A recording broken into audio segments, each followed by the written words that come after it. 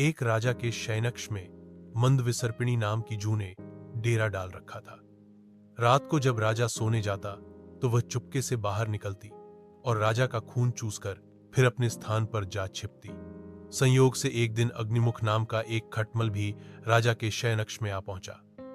जूं ने जब उसे देखा तो वहां से चले जाने को कहा। उसे अपने अधिकार क्षेत्र में किसी अन्य का दखल सहन नहीं था, लेकिन खटमल भी कम चतुर नहीं था।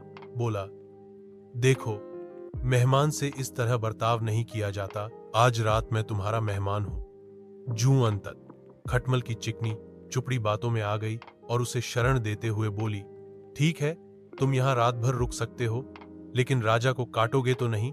उसका खून चूसने के लिए?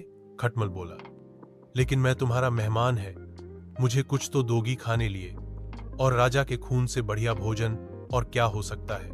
ठीक है, जूं बोली, तुम चुपचाप राजा का खून चूस लेना, उसे पीड़ा का एहसास नहीं होना चाहिए। जैसा तुम कहोगी बिल्कुल वैसा ही होगा। कहकर खटमल शयनकक्ष में राजा के आने की प्रतीक्षा करने लगा। रात ढलने पर राजा आया और बिस्तर पर पड़कर सो गया। खटमल सब कुछ भूलकर राजा को काटने दौड़ा और खून चूसने लगा। ऐसा स्वादिष्ट खून उसने पहली बार चखा था, इसलिए वह जोर जोर से काटकर खून चूसने लगा। इससे राजा के शरीर में तेज खुजली होने लगी और उसकी नींद उचट गई। उसने क्रोध में भरकर अपने सेवकों से काटने वाले जीव को ढूंढकर मारने को कहा। यह सुनकर चतुर खटमल तो पलंग के पाए के नीचे छिप गया, लेकिन चादर के कोने पर बैठी जूं राजा के सेवकों की नजर में आ गई। उन्होंने उसे पकड़ा और मार डाला।